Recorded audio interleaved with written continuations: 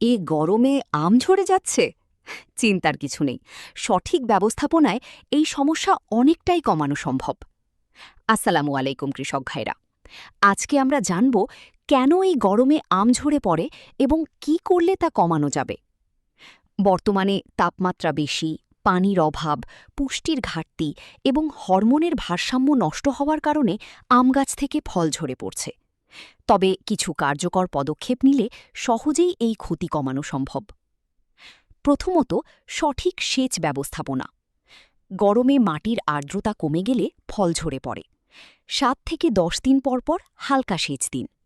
দুপুরে নয়, সকাল বা বিকালে সেচ দিন। দ্বিতীয়ত, মালচিং ব্যবহার করুন। গাছের গোড়ায় খড় বা শুকনো পাতা দিন। এতে মাটির আর্দ্রতা বজায় থাকবে, মাটির তাপমাত্রা কম থাকবে। তৃতীয়ত, পুষ্টি ব্যবস্থাপনা নিশ্চিত করুন। বোরন, বোরাক্স ১ গ্রাম প্রতি লিটার পানিতে স্প্রে করুন। পটাশ সার প্রয়োগ করুন। চতুর্থত, হরমোন স্প্রে, ফ্রুট রিটেনশন।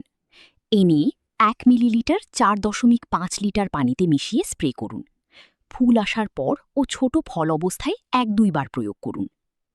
পঞ্চমত, তাপ থেকে সুরক্ষা দিন। প্রয়োজনে সাদা চুন পানিতে মিশিয়ে স্প্রে করুন, সানবার্ন কমাতে। ষষ্ঠত, রোগ ও পোকা দমন করুন।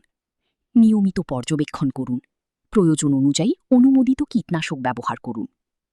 সপ্তমত, বাতাস ও ঝড়ের প্রভাব কমান। বাগানের চারপাশে উইন্ডব্রেক গাছ লাগান। গুরুত্বপূর্ণ কথা, ছোট অবস্থায় কিছু ফল ঝরা স্বাভাবিক, তবে অতিরিক্ত ঝরলে অবশ্যই এই ব্যবস্থা নিন। ধন্যবাদ সবাইকে। আরও এমন কৃষি তথ্য পেতে ফলো করুন কৃষি গ্যালারি বা অ্যাগ্রিকালচার গ্যালারি।